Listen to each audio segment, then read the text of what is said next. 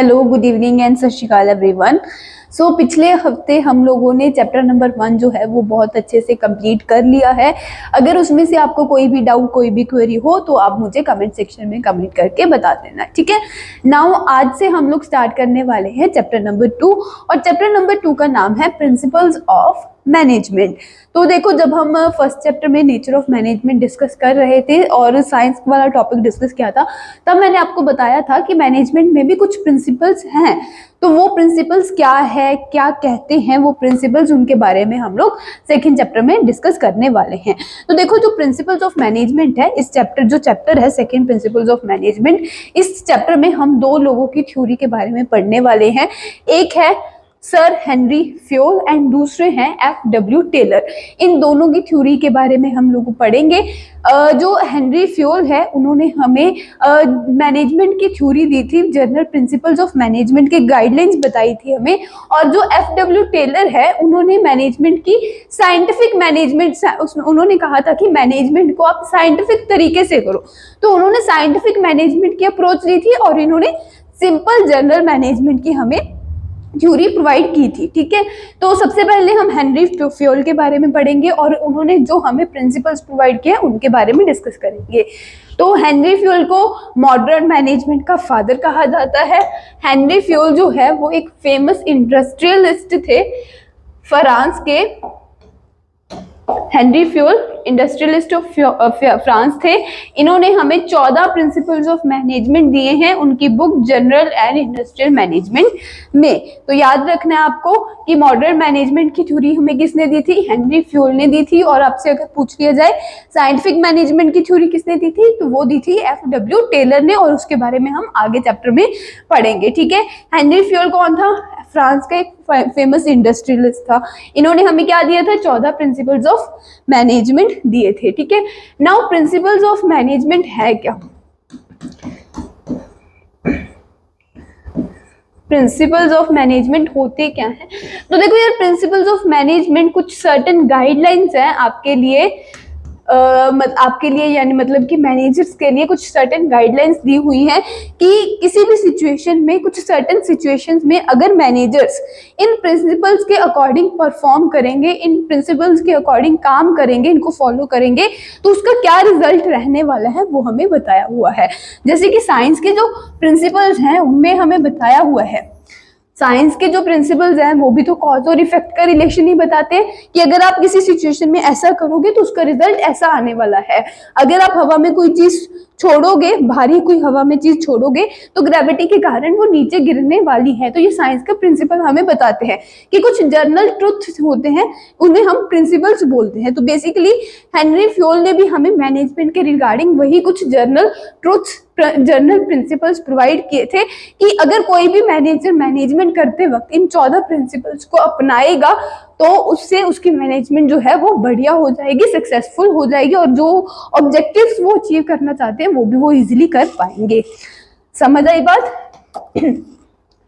Principles of management के बारे में पता चल गया। नाउ 14 प्रिंसिपल्स ऑफ मैनेजमेंट है। आज के लेक्चर में हम लोग सिर्फ 3 प्रिंसिपल्स ऑफ मैनेजमेंट कवर करने वाले हैं, बाकी के हम लोग बाद में नेक्स्ट लेक्चर में कवर करेंगे। फर्स्ट प्रिंसिपल ऑफ मैनेजमेंट है डिवीजन ऑफ वर्क। इस प्रिंसिपल के अकॉर्डिंग हेनरी फ्योल ने कहा कि जो भी आप एक्टिविटीज एक ऑर्गेनाइजेशन में परफॉर्म करते हो उन्हें स्मॉल पार्ट्स में डिवाइड कर दो और हर एक पार्ट एक सिंगल इंडिविजुअल को करने को दो। अगर एक सिंगल इंडिविजुअल एक ही काम करेगा तो उससे उस काम में उसकी स्पेशलाइजेशन आ जाएगी और आपके ऑर्गेनाइजेशन में एफिशिएंसी इंक्रीज हो जाएगी, वेस्टेज कम होनी शुरू हो जाएगी, ठीक है। नाउ सिंपल एग्जांपल लेकर इस चीज को अगर हम समझे, मान लो कि एक स्कूल है, उस स्कूल में +2 क्लास है और +2 क्लास के 4 सेक्शंस है और चारों सेक्शन में 40 स्टूडेंट्स की स्ट्रेंथ है। +2 क्लास है, 4 सेक्शंस हैं और चारों स्टूडेंट में 40 स्टूडेंट्स की स्ट्रेंथ है। अब अगर सपोज करो कि एक ही टीचर को इन चारों सेक्शंस की रिस्पॉन्सिबिलिटी दे दी जाए, एक ही टीचर को बोला जाए आपको ही इन्हें अकाउंट्स पढ़ाना है, आपको ही इन्हें इकोनॉमिक्स पढ़ाना है, आपको ही इन्हें बिजनेस स्टडीज पढ़ाना है, चारों सेक्शंस को टेस्ट वगैरह सारी चीजें, उनकी असाइनमेंट्स, टेस्ट वगैरह सारी जिम्मेदारी एक ही टीचर को दे दी जाए, तो उससे क्या होगा? टीचर पगला जाएगा, मतलब उसे प्रॉब्लम आएगा, वो बर्डन फेस करेगा अपने ऊपर, ना ही वो एफिशिएंटली तरीके से इन्हें अकाउंट्स करवा पाएगा, ना ही वो एफिशिएंटली तरीके से इन्हें इकोनॉमिक्स करवा पाएगा, ना ही एफिशिएंटली से वो बिजनेस स्टडीज उन्हें पढ़ा पाएगा। तो बेसिकली अगर सारे सब्जेक्ट्स का बर्डन एक ही टीचर पर दे दिया जाए, वो भी 4 सेक्शन, ऊपर से चारों सेक्शन में 40-40 स्टूडेंट्स, उनके टेस्ट कॉपीज चेक करना, उनकी असाइनमेंट चेक करना, कितना काम हो जाएगा। एक टीचर एक ही टीचर ये सारा काम एफिशिएंटली तरीके से नहीं कर सकता। तो इसीलिए हमारे स्कूल्स में क्या किया जाता है, डिवीजन की जाती है। अकाउंटेंसी एक टीचर को दी जाती है, इकोनॉमिक्स एक टीचर को दी जाती है, बिजनेस स्टडीज एक टीचर को दी जाती है। अगर सेक्शन बहुत ज्यादा है और स्टूडेंट्स की स्ट्रेंथ भी बहुत ज्यादा है तो हो सकता है वहां पर अकाउंटेंसी के भी 2 टीचर हों, बिजनेस स्टडीज के भी 2 टीचर्स हों, इकोनॉमिक्स के भी 2 टीचर्स हों। मतलब यहाँ पर मैं ऐसा नहीं बोल रही हूँ कि टीचर्स को आते नहीं है सब्जेक्ट्स, कॉमर्स बैकग्राउंड से तो सबको सारे सब्जेक्ट्स आते ही होंगे, लेकिन पर्टिकुलरली एक टीचर को जो अकाउंट्स में बेस्ट होगा उसे अकाउंटेंसी पढ़ाने दिया जाता है, जो बीएससी में बेस्ट होता है उसे बिजनेस स्टडीज पढ़ाने दिया जाता है, और जो इकोनॉमिक्स पढ़ाने में बेस्ट होता है उसे इकोनॉमिक्स की क्लासेस दी जाती है। तो इससे होगा क्या, अब हम लोगों ने क्या कर दिया, डिवीजन कर दिया काम का, अकाउंटेंसी, बिजनेस स्टडीज और इकोनॉमिक्स के बेसिस पे डिवीजन हो गया काम का। होगा क्या, जिस टीचर को अकाउंटेंसी पढ़ाने को दिया गया है, जब वो बार बार क्लासेस में अकाउंटेंसी पढ़ाएगा बच्चे को, तो उसकी अकाउंटेंसी में पकड़ और मजबूत हो जाएगी, वो अकाउंटेंसी में स्पेशलाइजेशन अचीव कर लेगा। इसी तरह से बिजनेस स्टडीज का टीचर बिजनेस स्टडीज में स्पेशलाइजेशन अचीव कर लेगा, इकोनॉमिक्स का टीचर जो होगा वो इकोनॉमिक्स में स्पेशलाइजेशन अचीव कर लेगा। तो उससे क्या होगा, वो अकाउंटेंसी और बढ़िया तरीके से पढ़ा पाएगा। तो बस यही है आपका डिवीजन ऑफ वर्क प्रिंसिपल, कि एक ऑर्गेनाइजेशन में भी जैसे हम बात करें कि नंबर ऑफ एक्टिविटीज जो होती हैं वो परफॉर्म की जाती हैं, परचेज, सेल, प्रोडक्शन, फाइनेंस वगैरह, मैनेजमेंट भी अपने आप में एक एक्टिविटी है। इन सारी एक्टिविटीज को कोई एक सिंगल पर्सन परफॉर्म नहीं कर सकता। तो हेनरी फोर्ड ने कहा कि अगर आप सारा काम एफिशिएंटली तरीके से करना चाहते हो और चाहते हो कि आपके ऑर्गेनाइजेशन में रिसोर्सेज वेस्ट ना हो, तो उसके लिए आपको क्या करना होगा, जितना भी टोटल काम है उन टोटल काम को जितना हो सके उतना छोटे छोटे हिस्सों में बांट लो, और एक जो छोटा हिस्सा है वो एक इंडिविजुअल को दो, दूसरा छोटा हिस्सा दूसरे इंडिविजुअल को दो, तीसरा छोटा हिस्सा तीसरे इंडिविजुअल को दो। इसी तरह से हर एक काम जो है वो एक सिंगल इंडिविजुअल को करने को दो, ताकि जब ये पर्सन ये काम बार बार करेगा तो उस काम में वो क्या हो जाए, माहिर हो जाए, और इस काम में वेस्टेज कम हो जाए, एफिशिएंट तरीके से काम होना शुरू हो जाए। तो इतनी सी सिंपल सी बात डिवीजन ऑफ वर्क हमें कहता है। नाम से ही आपको पता चल जाएगा इस प्रिंसिपल में किस चीज के बारे में बात की गई है। इस प्रिंसिपल में बात की गई है काम को डिवाइड करने के लिए, कि काम को डिवाइड करने से क्या होगा वो भी इसी प्रिंसिपल में हमें बताया गया है। According to this principle work must be divided into smaller parts. Work क्या है, स्मॉलर पार्ट्स में डिवाइड होना चाहिए, and assigned to individuals on the basis of their ability, so that specialization can be achieved through repetitive actions।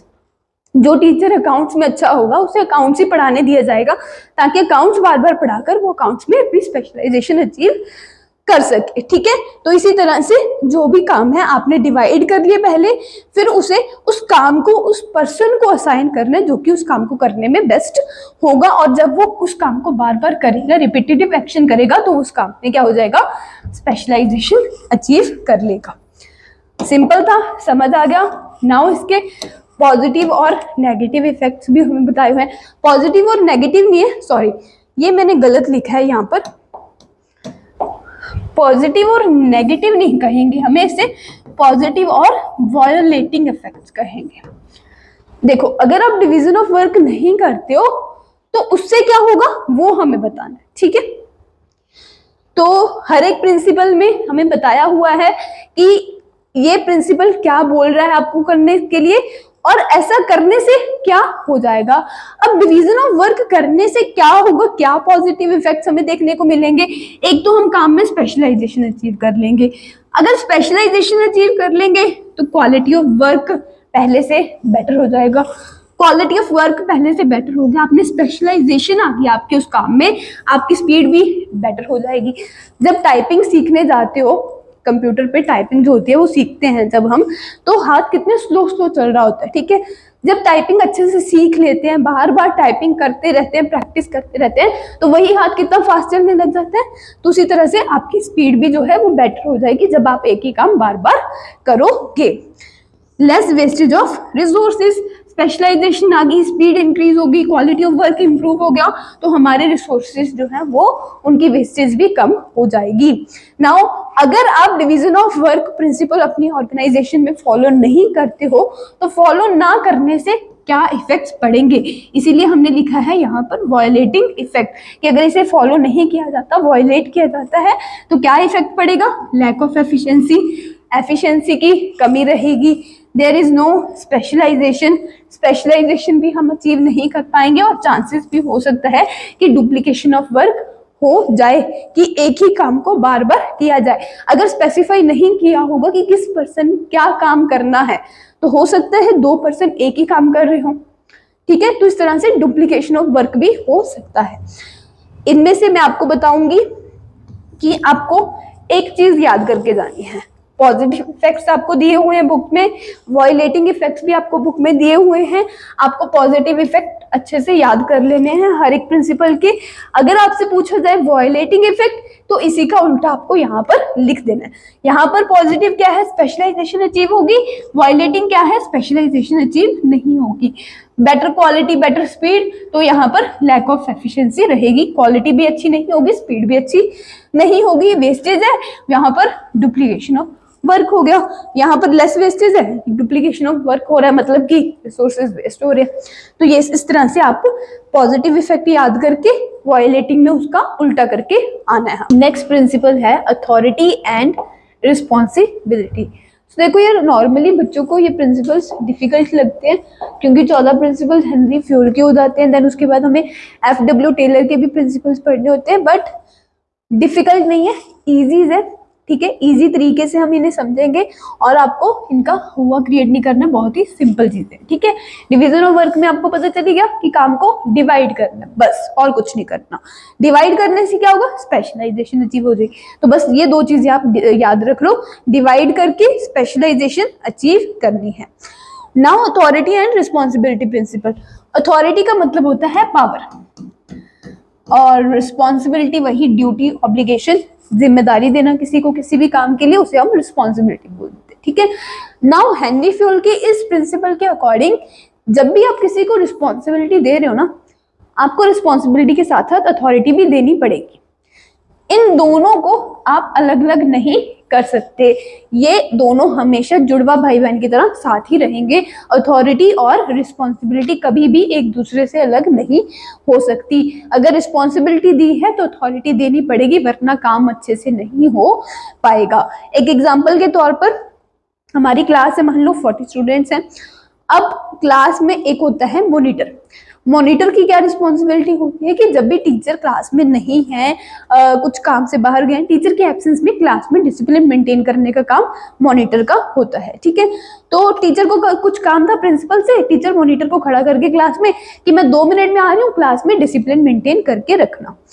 Now मान लो कि यहाँ पर एक बच्चे को खड़ा तो कर दिया गया है क्लास में, लेकिन उसे कुछ अथॉरिटी नहीं दी गई है कि अगर टीचर नहीं है, बच्चे क्लास में हल्ला गुल्ला कर रहे हैं, तो वो बच्चों को कुछ कह भी नहीं सकता। टीचर बोल के गई कि डिसिप्लिन में मेंटेन करना, लेकिन किसी को कुछ कहना भी नहीं। तो वो बच्चा बेचारा जिसे क्लास में मॉनिटर बनाया गया है, वो क्या करेगा, किस तरह से डिसिप्लिन मेंटेन करेगा अगर क्लास में बच्चे हल्ला गुल्ला कर रहे हैं और उसके पास पावर ही नहीं है उन्हें चुप करवाने की, उन्हें रोकने की, उनको अपनी सीट पे खड़ा करने की। तो किस तरह से वो डिसिप्लिन मेंटेन करेगा क्लास में।